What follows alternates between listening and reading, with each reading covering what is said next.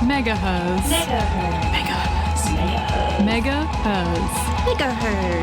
You're listening to Megaherzzz on 4ZZZ. You're listening to Megaherzzz on 4ZZZ 102.1 FM. My name is Denise.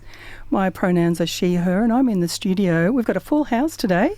All of our announcers are here today. So I've got Sarah. I'm Sarah, and I use the pronouns they, them. And Sisi, I use the pronouns she, her. And we're very excited, as always, talking of the fem-led issues and all the things related to that. But before we get underway, let's acknowledge the traditional owners of the land upon which we're broadcasting from today. That's the Yagara and the Turrbal people of Mianjin, and also pay respects to wherever you're from, whatever land, whatever country you are on, but also pay respects to their elders past and present. I always like to acknowledge as well their incredible custodianship of this land for all those thousands of years that I prosper by living here. So thank you very much for that. Hey there, welcome to 4ZZZ, community radio jam-packed with news, tunes and chats you won't catch anywhere else. You've tuned in just in time. You're listening during our annual month-long subscriber drive, AprilAtonement, where we take a moment to celebrate the station and ask our listeners, hey, want to keep us on air another year or another 50 years? Go ahead and subscribe this AprilAtonement and you'll go in the draw to win one of our awesome prizes. Head to 4ZZZ.org.au now. It is April Atonement, and maybe you've got some bad habits that you need to atone for, and maybe one of those habits is letting subscriptions lapse and letting your subscriptions lapse and not paying your subscriptions. And so we invite you to atone for that particular sin this April, and if you do choose to renew your subscription or even start a new subscription. Maybe you are a 4ZZZ listener that has been a long time listener, yet to be subscriber, and 4ZZZ is a station that runs on subscriptions, and we are community led, community operated, and we do need your help to keep the lights on, keep the music running, keep the towers towering and transmitting. And not only will you get that warm sense of inner glow by atoning in April, but you can also win some great prizes. You don't have to wait until Radiothon to win amazing prizes. I have an entire book here in front of me. This is a massive booklet of prizes that are available to anyone who subscribe. So you can get a subscription from as little as $25 for a pet subscription or for an under 18 subscription.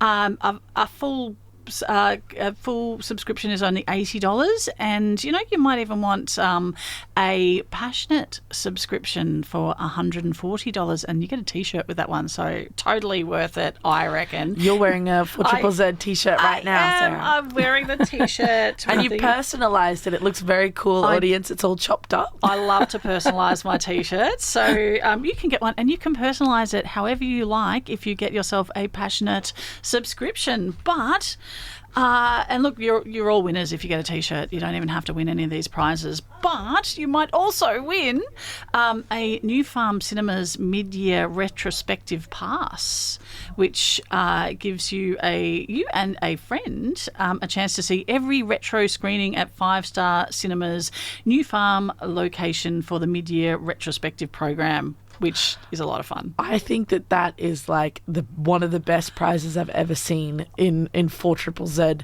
Like this would be so awesome. The retro films they screen are like insanely good. So much fun. I recently went along and saw a rescreening of Rocky Horror. Yes. At the New Farm Cinemas, and that's just a lot of fun.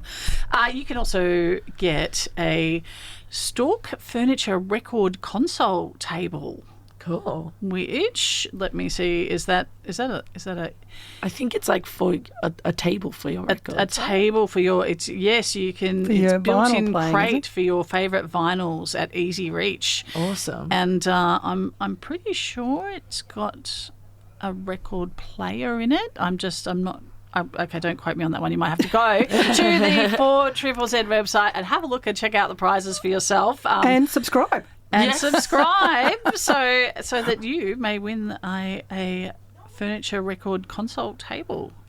And there is heaps more as well. I've literally a massive book in front of me of all the prizes. So please go online and to 4ZZZ/support. And you've got to put some .coms and stuff in there. .org.au. You know how to use the internet. There's certainly Just Google. something for everyone Google in it. there. Yes, but there's heaps of prizes. So please do subscribe, because not only can you win prizes, but you can hear awesome programs like Megaherzzz that you're hearing right now. That's right. Keep us talking to you.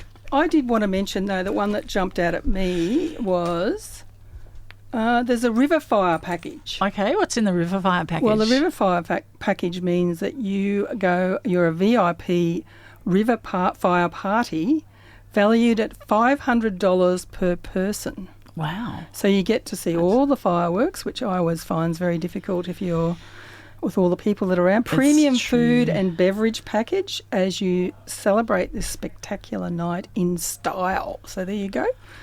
That's, fantastic. That jumped out at me, out of the prizes. Is that for you and a friend? It doesn't really...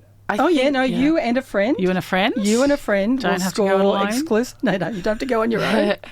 I think I could polish a $500 drinks and food You package. think you could do that? While you're having fun. Watching fireworks in comfort. Yay. Absolutely. And we love to see the light flash while we're on this program. So please, if you have failed to subscribe, or you're an April subscriber to 4ZZZ, then please get in and subscribe. And you can stack your subscriptions as well. So even if you are a dedicated Radiothon subscriber, even if you're already subscribed, you can subscribe again, and they just stack up on top of each other, so you get the extra months in advance. So if you want to do both, you can do both, and you lose nothing. So. But you do get to support us, and feminists have a bit of a negative stereotype of being joyless, but it does not take much to make us happy, and making that light flash that's makes right. us very happy here at Megaherzzz. We'll do an extra celebration this episode. That's right. Oh my goodness! Thank you, whoever you are. And you've heard us go wild here in So the the studio. light is flashing, which means we do have a new subscriber. That's right. We weren't just going crazy. We did no. Well, we like to do that too, but we do have a subscriber, and name has not come up on the screen yet. But thank you to Whoever you it is. and if your name comes up, we'll give you another special thank you. And yes, we're heading into our very sober section of our program. This is our Men's Violence Register segment. So please, if you, it's got a content warning, contains discussions about emotionally charged issues.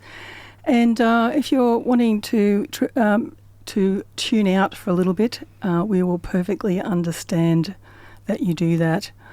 So this week... Before we get into our main agenda, can I just say, and listening to all the prizes that we have there, that one of the prizes that is being offered for new subscribers is a year's worth of Heaps Normal de-alcoholized beer, and I love that we have that as a prize, and that they are a supporter of 4ZZZ, because I think that Australia's societal relationship with alcohol really needs to be examined, and and I think something like, it says it all in the name, that it's Heaps Normal, that normalising the not drinking of alcohol and still having a good time.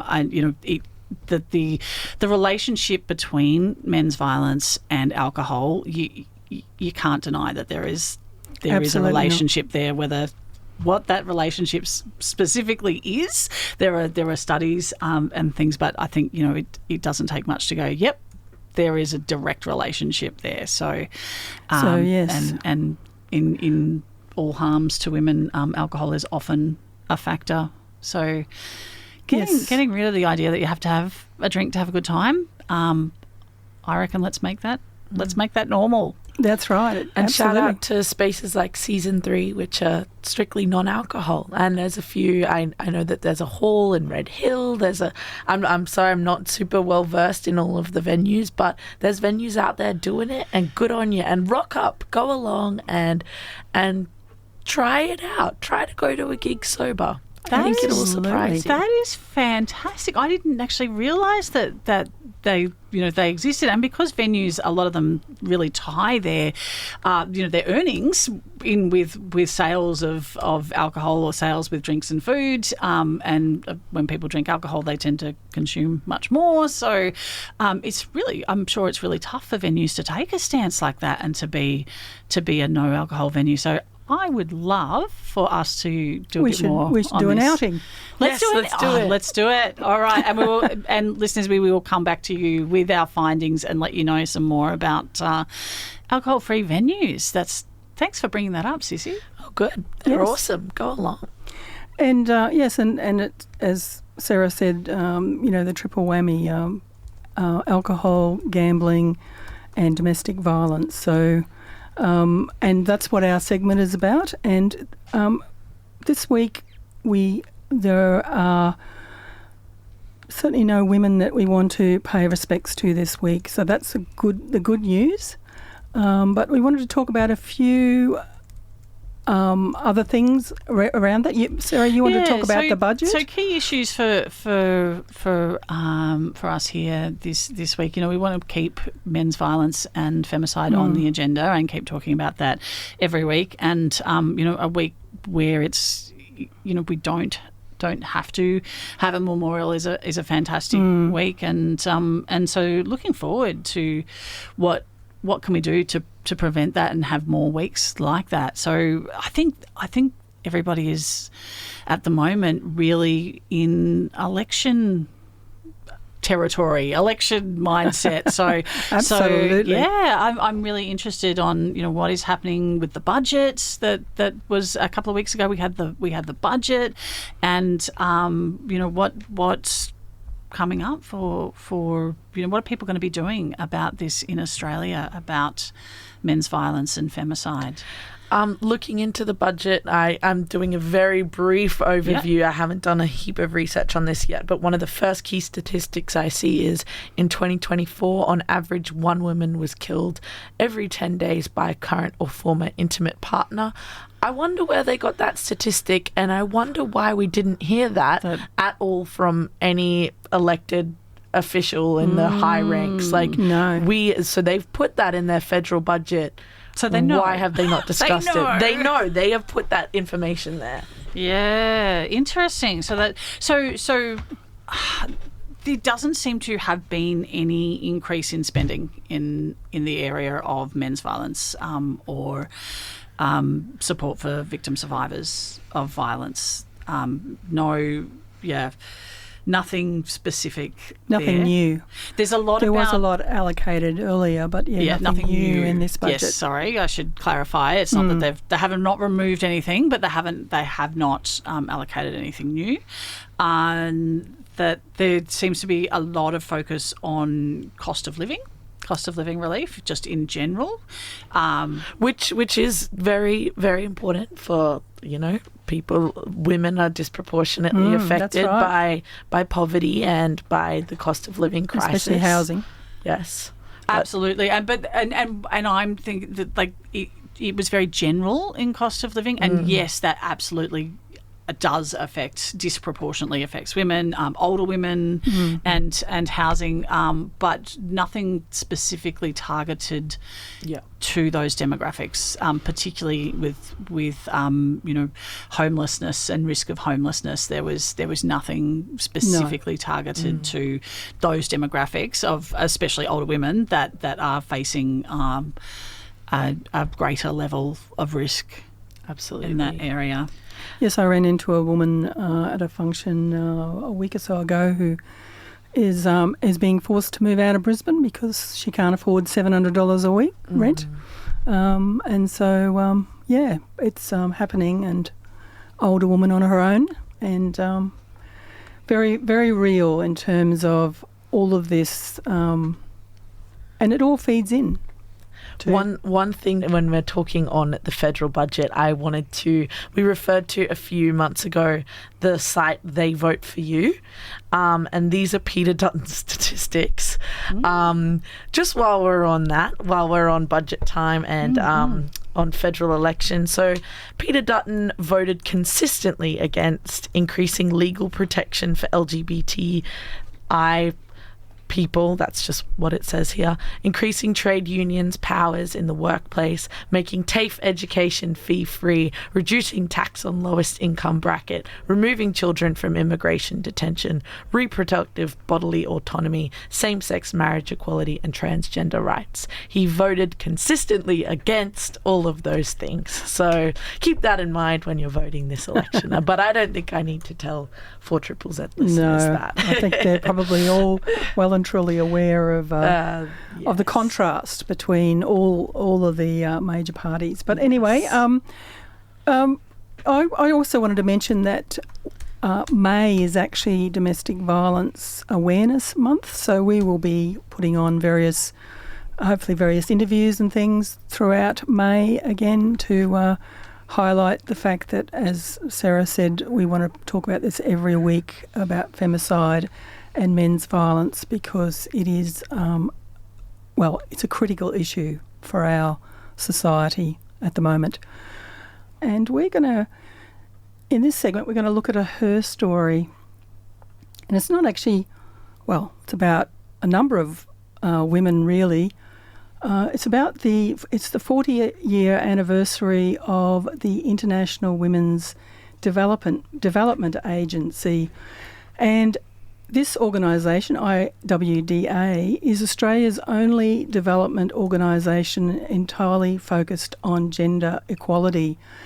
And I wanted to talk about it because, celebrating 40 years of incredible, at the front line of raising issues for women in the Australia and the Pacific area, but also because of the fact that we're seeing around the world quite a backlash in terms of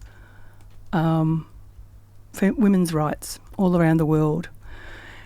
And certainly IWDA is highlighting that in terms of the future for women's rights and feminism and all of those sorts of things. But this organisation started in 1985. It actually started with 3 women around a small kitchen table, which is often how things start in terms of activism. So Wendy Rose, Wendy Poussard and Ruth Farner were gathered around a small kitchen table in Melbourne and wanted to create an organisation for women by women, and it was born on that day. And since then they've had a struggling time. And the first 10 years they had lots of trouble with getting funding, and they closed their doors a couple of times and then reopened. But they've hung in there, and so I just think that's a fabulous milestone to get to 40 years of raising issues, bringing women together, joining organisations together to keep this issue alive and challenging our societal norms, the binary code. So, but as I said, what they're talking about is that we need to remember that we have to stay vigilant, because we do have this backlash around the world from not only, obviously the USA is top of mind, but there's also various countries that have doing things that are going to affect women. So, for example, the UK Labor government have announced reducing their international development cooperation from 0.5 to 0.3. We know that women are the poorest of the poor, so that aid budget being cut means, again, that gender equality will be on the back foot. There's also other Netherlands. It used to be the biggest funder of women's rights organisations. They announced that gender equality would be scrapped as an international priority, and it goes on. So I think we need to celebrate IWDA's 40 years of efforts, and we need to be, again, well, we will on this program, won't we, Sarah and Sisi? We will be raising these issues and going, this is not good enough that aid is being cut back, that the gender is, it's sort of hard to imagine that they want to force us back into these roles that certainly in Australia, certainly I have enjoyed being allowed to be educated. The freedoms I have are just enormous, and I will be very, very upset if it goes that way in Australia. So, what do you think, Sisi? As a young feminist. As a young feminist, I was just looking into our next segment on my laptop. So maybe pivot to Sarah. Sorry, Sisi. I'm sorry. Put you on the spot. You're not even listening to me. I mean, I'm sorry. It goes to say that not listening to the older feminists in society. No, I'm kidding. I apologise, but yes, that's pivot okay. to Sarah. Divided attention Yes. is a problem for the modern Australian woman, and there is an example of that. So Easily distracted, is that what you're saying? Yes, we got the attention spans of a goldfish, us young feminists. Well, that's okay. So have you got any comments, Sarah, or will I just go to a song? Or Oh, let's go to a song. well, let's go to a song. Paradigm Shifts podcast is available online and via your favourite podcasting app, challenging the assumptions of our current society to investigate alternative ways of living for a world based on justice, solidarity and sustainability. Tune in to the Paradigm Shift podcast. Just search The Paradigm Shift for AprilAtonement. Good afternoon. You're listening to Megaherzzz on 4ZZZ 102.1 FM. It always throws me because that promo for Paradigm was Paradigm Shift. Promo is my son's voice, so there you go. Always throws me when I hear him and thinking, oh, what? But anyway, we're going to our A to Z of feminism around the world, and I'm passing over to Sisi. Yes. Is that right? Yes, this better be worth it, because you tell me at the end, Denise, if it was worth me. I'm not going to listen. Not listening. Okay, so this is our A to Z of world feminism. This week we are talking about Haiti. The sources that we've used for this research are by Kirthi Jayakuma, Mylene Bordeleau and Sam Butler. Let's get into it. Going back historically, the Haitian Revolution was a successful insurrection by self-liberated slaves against French colonial rule in Saint-Dominique, now Haiti. Known for being the only slave uprising in the world to culminate in the founding of a sovereign state, the Haitian Revolution ended with the state of Haiti emerging free from slavery to be ruled entirely by non-white and former captives. The success of the revolution produced major impacts throughout the Americas and marked a major milestone in the Atlantic region. It challenged long-held beliefs among Europeans on an alleged black inferiority and slaves' ability to achieve, maintain, and keep their freedom. Haiti became the first black republic in the world and the second nation after the US in the West to defeat a European power for its independence. Woo! Women played a significant role in resisting French colonial rule during the Revolution, mobilising across multiple lines to support the overthrow of the colonial government. Stepping up to address the colonial oppression, women joined the rebel movement and participated in a variety of tactics and at all levels of the revolt. Enslaved women who were forced to engage in labour decided to mobilise and organise on the mills they worked on. They refused to engage in any form of life-threatening work, including working with heavy machinery and in the dark during night shifts, which I thought was a very interesting fact. Another site of subversion was the practice of vaudou, which fast became a tool in the Haitian Revolution. Women practiced vaudou regularly until colonization led to the imposition of French Catholicism. Any practice of vaudou thereafter was considered a rejection of French Catholicism and met with punishment. Resisting this, women who escaped slavery became vaudou mambos, priestesses, and began using this practice as a site for organizing their liberation movement. Equipped with traditional knowledge that included herbal medicine, the women were able to weaponize the use of poisons and remedies against French slave owners and their families. With time, the image of a Haitian vaudou priestess came to symbolize the inspiration to resist colonization in pursuit of liberation, both in life and from spiritual perspective. So that's kind of their anti-colonial history. And now in more modern history, it's the last little bit, there was an earthquake in 2010, and the earthquake took the lives of 3 leading feminists in the nation, as well as many, many people, and halted the work of many more, stalled the government in any progress in that area. Katz describes the consequences of the compassion economy that have impacted Haiti, not after just the earthquake of 2010, but after each instance in their continual cycle of crises.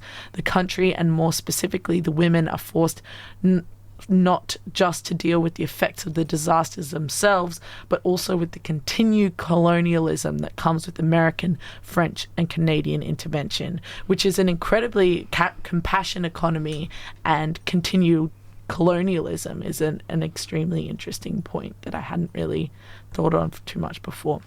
In addition to being without a president since Moise's assassination in 2021, the country has not held legislative or general elections since 2019, and there are no longer publicly elected officials with valid mandates in place. Judicial institutions and the national police force are struggling to govern the country, which is now largely under gang control. And general elections are due to be held on the 15th of November. But there hasn't been a proper election in Haiti since 2016.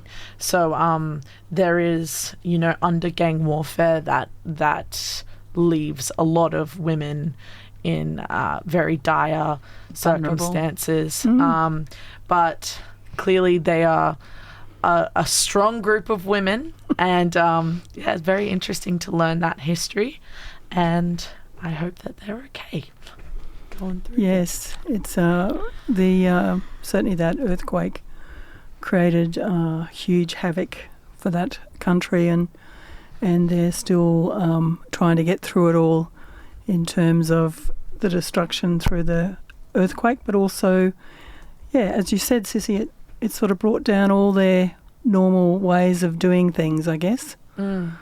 Yeah, this is and this is sort of from what I've been reading about it, is that it is that the disasters that's caused political turbulence, and there is as you say, they haven't had an election, so it is under gang rule, and like this makes it very much a breeding ground for things like human trafficking. Women are very much at risk of human trafficking, and and also assault and murder and rape.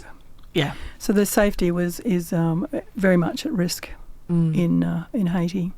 And I think a common thing that a recurring theme in the A to Z of World Feminism is that these countries that are going through some really severe civil unrest, they that breeds a lot of grassroots advocacy because they're not represented on a political level. So women are having to do work on their own at a grassroots level. Which it sounds like was very much about, you know, the original uprising and getting rid of colonial rule was very, very much grassroots and absolutely.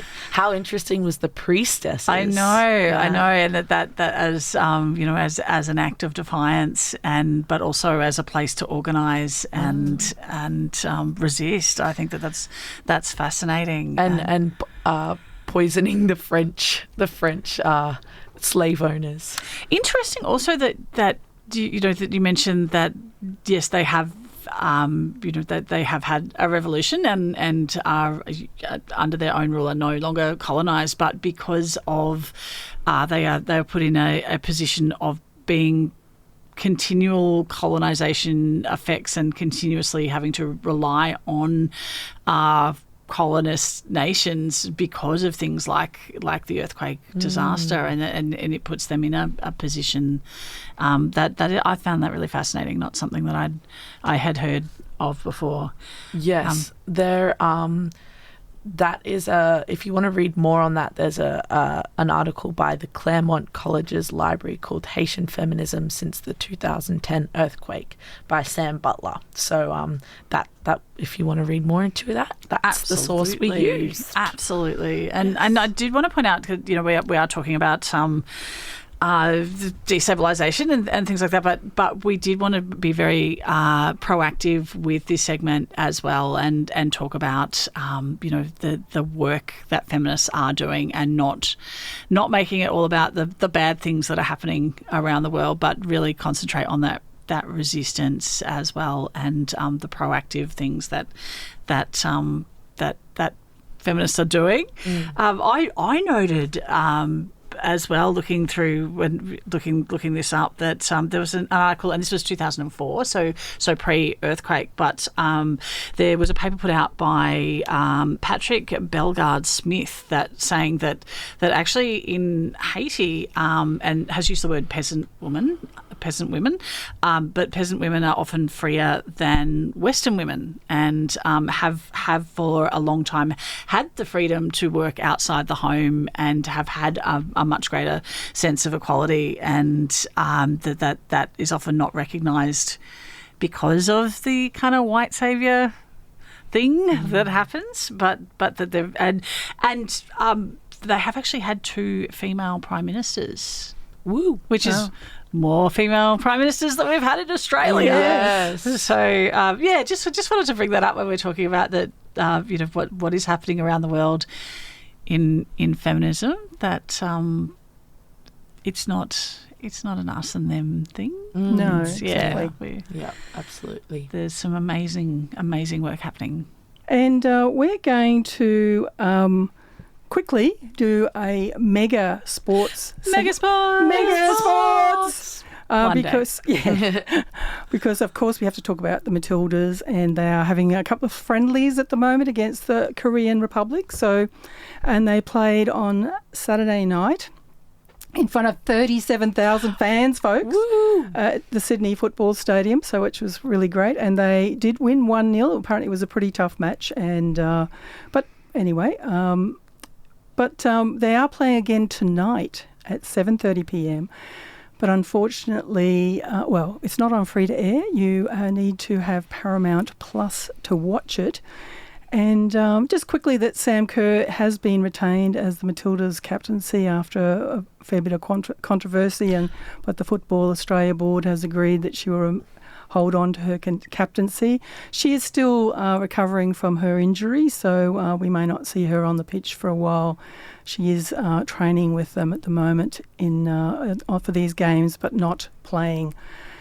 We love you, Sam Kerr. Yes, we do. So you've got a bit about Paramount Plus. Look, I was just saying, if you do have, look, you may want to purchase a Paramount Plus subscription so that you can watch the Matildas, and fair enough that you would do that. And if you do have a Paramount Plus subscription already, you might want to consider watching Yellowjackets, as Sisi and I have been So doing. good. No spoilers because I haven't watched the third season yet. I'm waiting for my watch buddies to watch that with me. But first season is available also on Netflix, and second and third seasons are available on Paramount Plus. Awesome show. Very, very female-centric girls. Absolutely. And some great characters, great acting, and an awesome soundtrack. And Yes. and we're going to finish up with a song that is inspired by Yellowjackets. This is Worm Girls with Jackie, but as one of my offspring pointed out to me recently, this song has actually gone viral because it's already got an edit, a Yellowjackets edit made to it. Somebody has made an edit of Yellowjackets and put it up on social media and is trending. So good on you, Worm Girls. And this is Jackie. You've been listening to Mega. We'll be back next week. Bye. Bye.